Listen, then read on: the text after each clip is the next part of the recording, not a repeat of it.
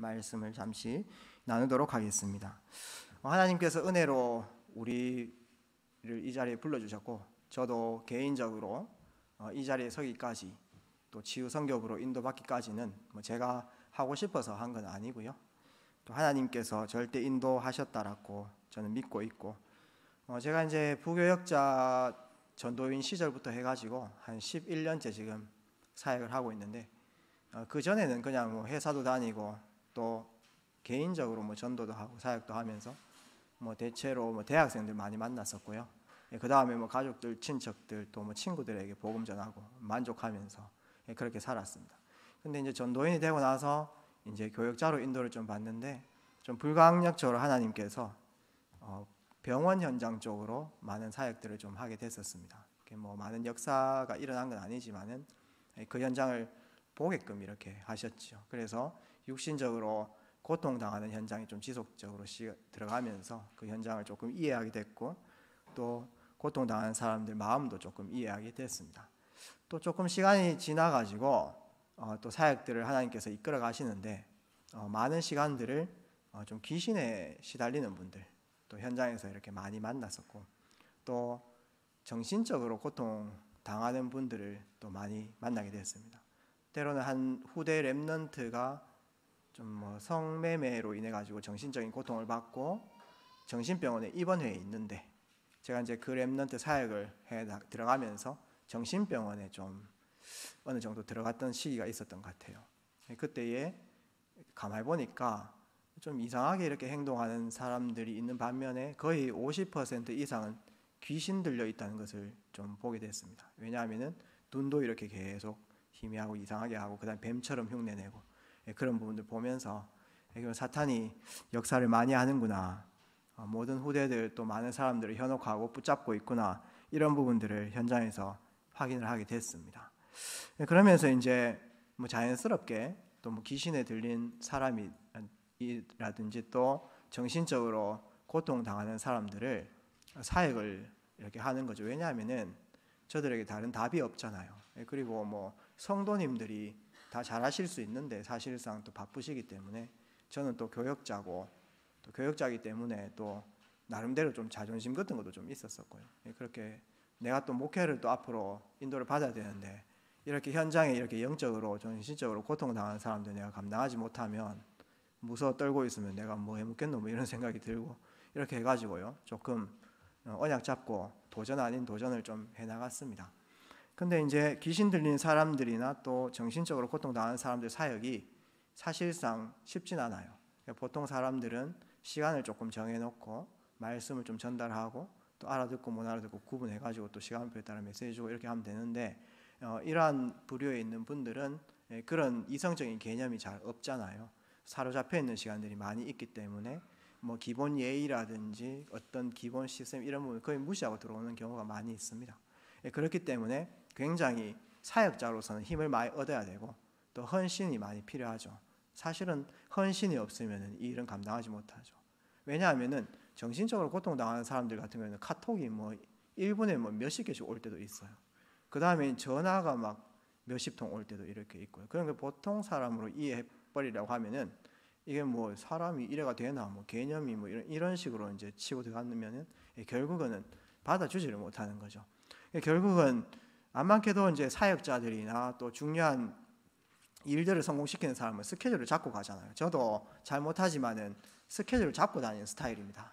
그래서 제 스케줄에 뭔가 파고 들어오거나 아니면은 그 스케줄이 깨어지는 시간표 있으면은 내색은 안 해도 혼자 스트레스를 좀 많이 받는 그런 스타일인데, 사실은 귀신에 시달리는 분들이나 정신적으로 고통당하는 사람들은 제 스케줄 다 깨고 들어오는 거예요. 말 그대로 제가 자는 시간까지 계산을 다 해가 자는데, 그 자는 시간에 완전 치고 들어와 버린다든지, 아니면 사회관들이 중간에 찾아와가지고 이런 식으로 해버리면 사실상 힘이 드는 것은 맞습니다. 근데 그럴 때마다 하나님 앞에 섰죠. 하나님 앞에 서 나가서 하나님 주권 속에 이런 분들을 맡기신다면 한번 해보겠습니다, 이렇게 해가지고 언약 잡고 그 순간순간 인도를 받았는데, 근데 이제 계속 그런 사역들을 해 가다 보니까 이게 이제 복음적으로 해석도 하고 이렇게 해야 되는데, 뭔가 자꾸 내가 피해본다 이런 생각들을 많이 드는 거예요.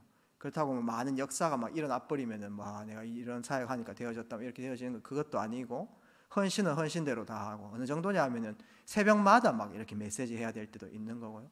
또 막 집에 계속 데려다 줘야 될 때도 있고, 막 순간적으로 찾아오니까 로이로제도 막 걸리고 막 이래요.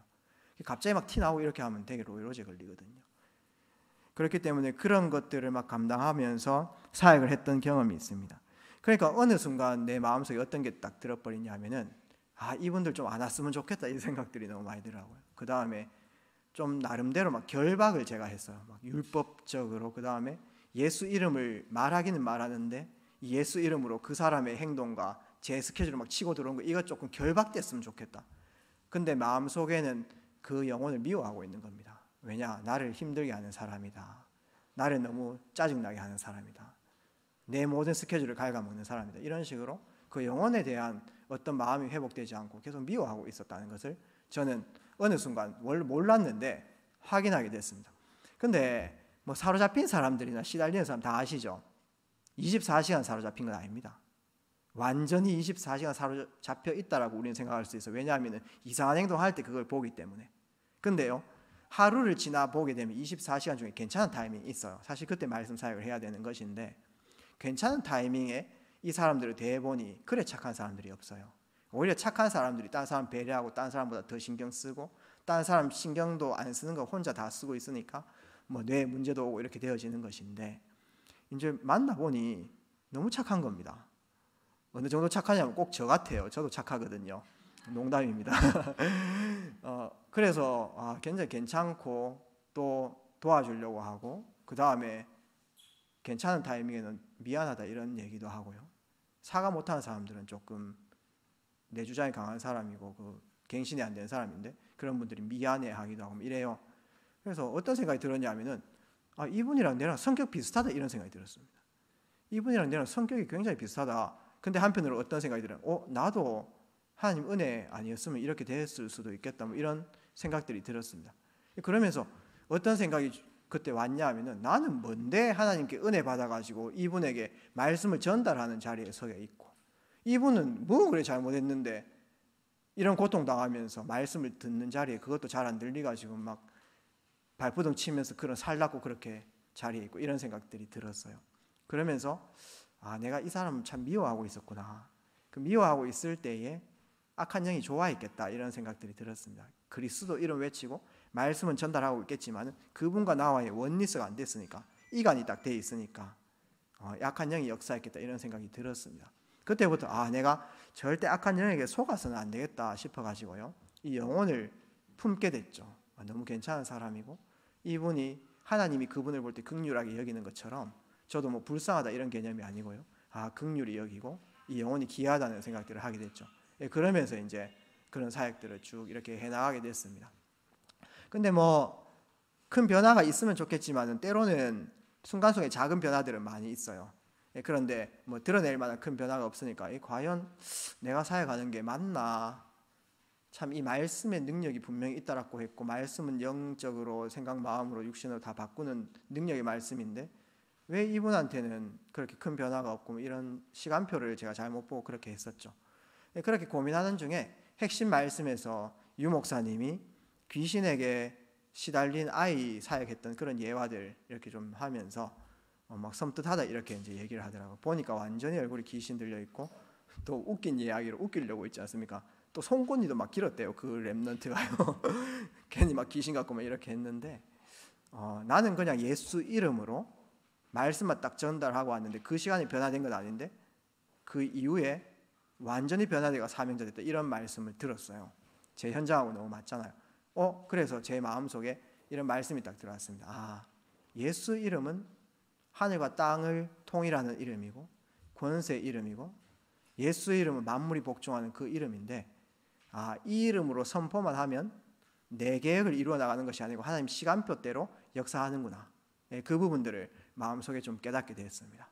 그래서 예수 이름을 선포하면 당장 내가 변화됐으면 좋겠지만 가장 정확한 시간표 속에 하나님 나라 임하고 예수 그리스도의 이름의 권세가 능력으로 나타난다, 이 믿음을 이제 가지게 됐죠. 그러면서 예수 이름을 고백하고 나 예수 이름으로 선포했지 않냐, 하나님께서 역사할 것이다, 이런 믿음이 내 마음속에 딱 오니까 일단 어떤 현상이 일어나냐면 내가 사역에서 되게 자유해졌어요.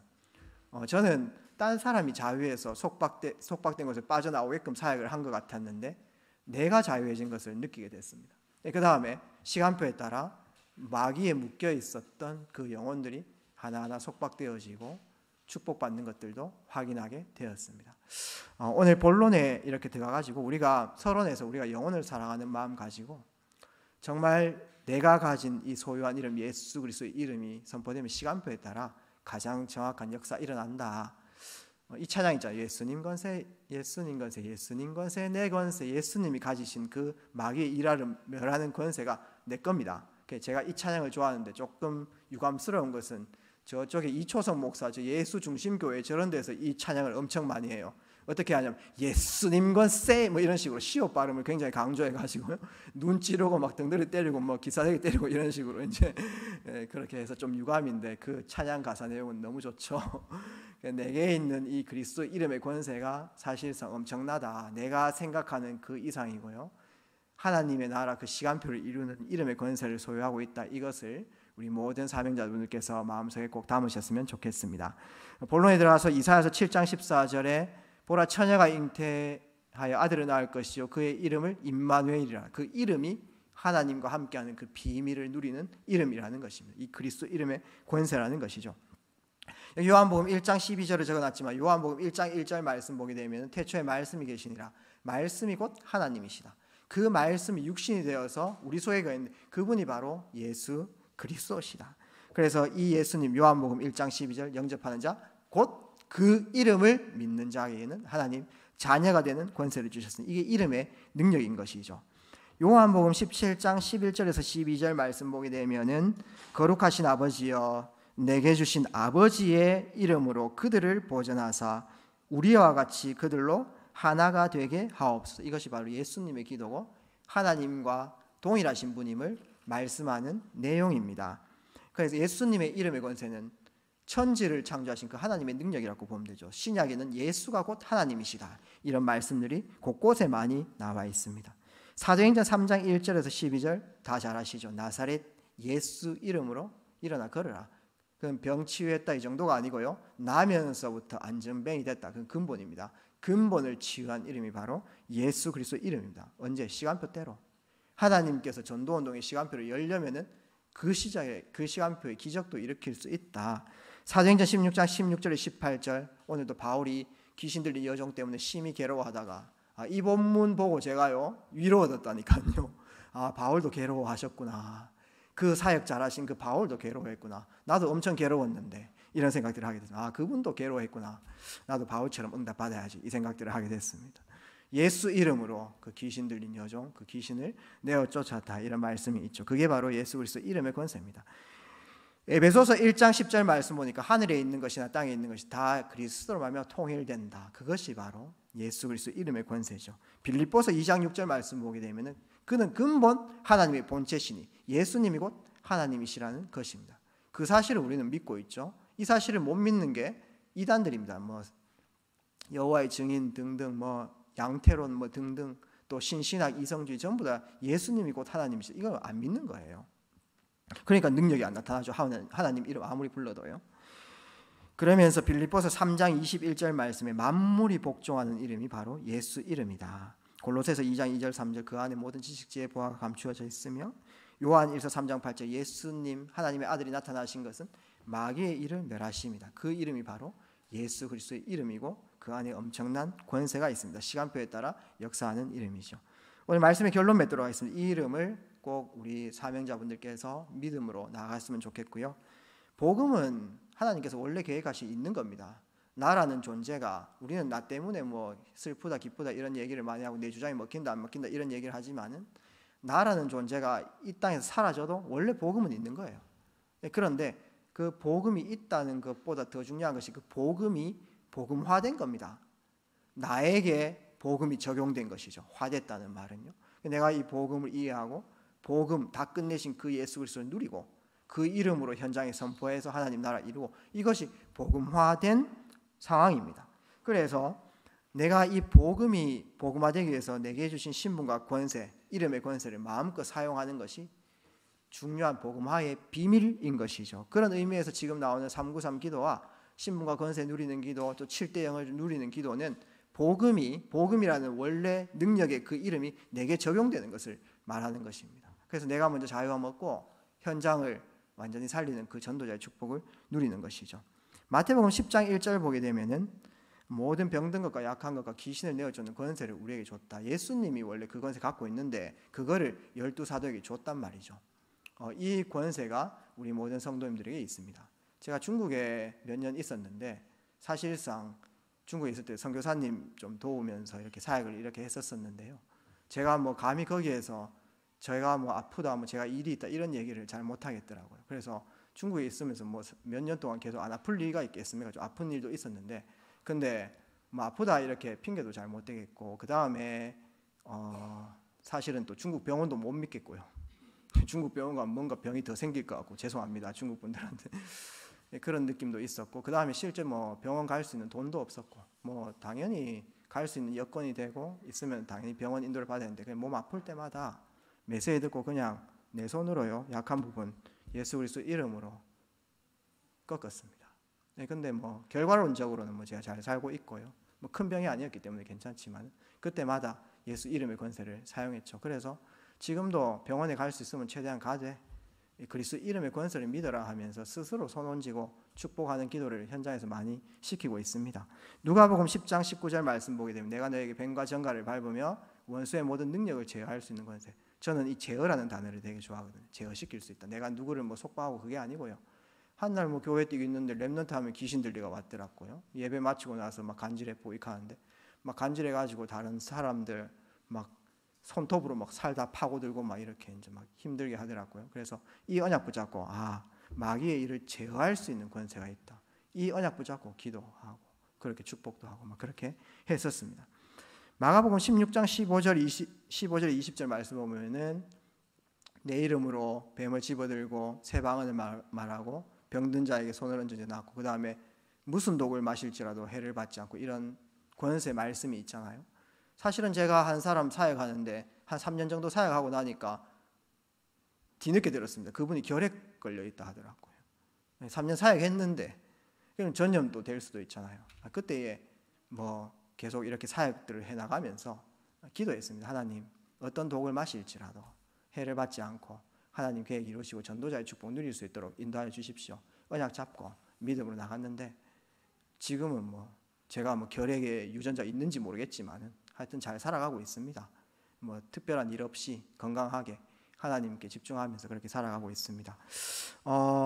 지금 최근에 예수 이름의 권세라는 말씀이 또 흐름을 타고 나오면서 이 이름을 주신 것은 우리가 뭐 이 지식을 성경으로 깨달으라는 것이 아니고 이제 현장을 복음화시키기 위해서 이제 이 이름의 권세를 실제 사용하라 이런 시간표를 이렇게 주시는 것이죠. 그래서 우리가 지금 여기에서 집중도 하고 있고 나만의 영적 시스템을 가지는 것이 최고 중요합니다. 그래야 지속할 수 있으니까요. 그러나 이 목적성과 또 그 다음 방향은 정말로 현장에 죽어가는 병든 자를 살리는 것입니다. 영적으로 고통당하는 사람이라든지 정신적으로나 육신적으로 고통당하는 사람은 우리가 실제 전도자로 가가지고 그들이 묶여있는 곳, 자유하지 못한 곳에서 해방시켜주고 하나님 나라가 임하게 하는 것이 우리의 진정한 사명입니다. 이 축복이 오늘로부터 시작되기를 주의 이름으로 마음껏 축복드립니다. 살아계신 능력의 주님 감사합니다. 예수 이름의 권세 실제화 되어지는 우리의 사역 현장, 우리 삶의 현장 되어질 수 있도록 주님께서 은혜를 내리워 주시옵소서. 예수 그리스도 이름으로 기도합니다. 아멘.